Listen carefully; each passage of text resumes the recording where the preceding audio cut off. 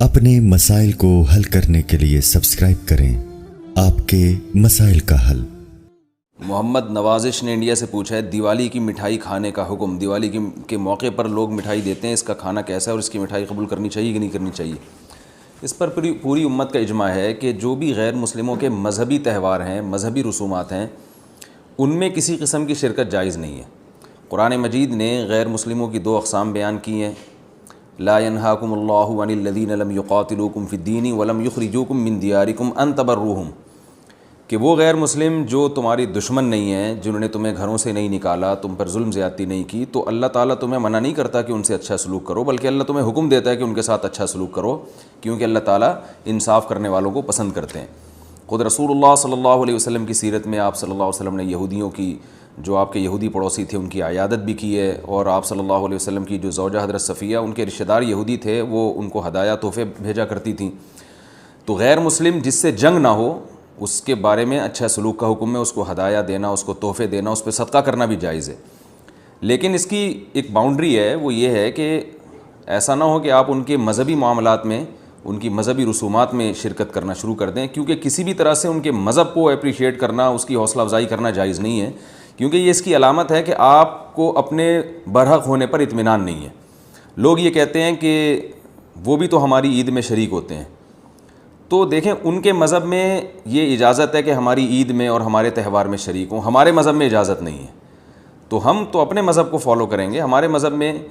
Christmas ہے یا جو بھی ان کے مذہبی تہوار ہیں، ان میں کسی بھی قسم کی شرکت کی ہمیں شریعت میں اجازت نہیں دی ہے۔ ہاں، قرآن میں اللہ نے دوسرے مقام پہ فرمایا کہ اس کی گنجائش دی ہے کہ الا ان تتقوا منہم تقاہ، کوئی خطرہ ہو، اندیشہ ہو، آپ ایسی جگہ پہ رہتے ہیں جہاں غیر مسلموں کا غلبہ ہے، اور اگر آپ نے بالکل ہی بائیکاٹ کر کے رکھا تو آپ کو خطرہ ہے کہ وہ یعنی آپ پہ ظلم زیادتی کریں گے، تو ظلم سے بچنے کے لیے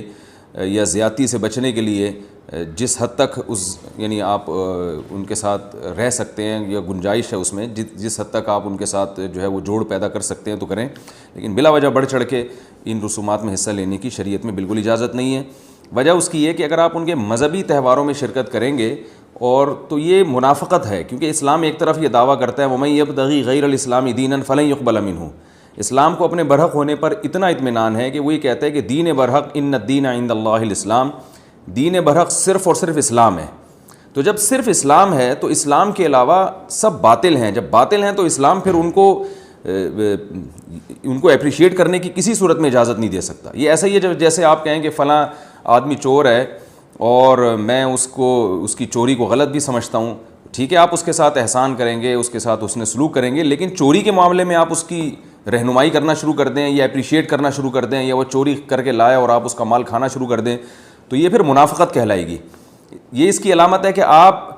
کے چوری کے بارے میں وہ جذبات نہیں ہیں جو ہونے چاہیے۔ تو اسلام نے غیر مسلم کے ساتھ حسن سلوک کا حکم دیا، مگر اس کے مذہب کے معاملے میں دو ٹوک بتا دیا ہے کہ کسی قسم کی مذہبی رسوم میں ہم ان کے ساتھ شریک نہیں ہوں گے، بائیکاٹ کریں گے، اور ہم یہ کہیں گے کہ لکم دینکم ولی دین، آپ کے لیے آپ کا دین ہے،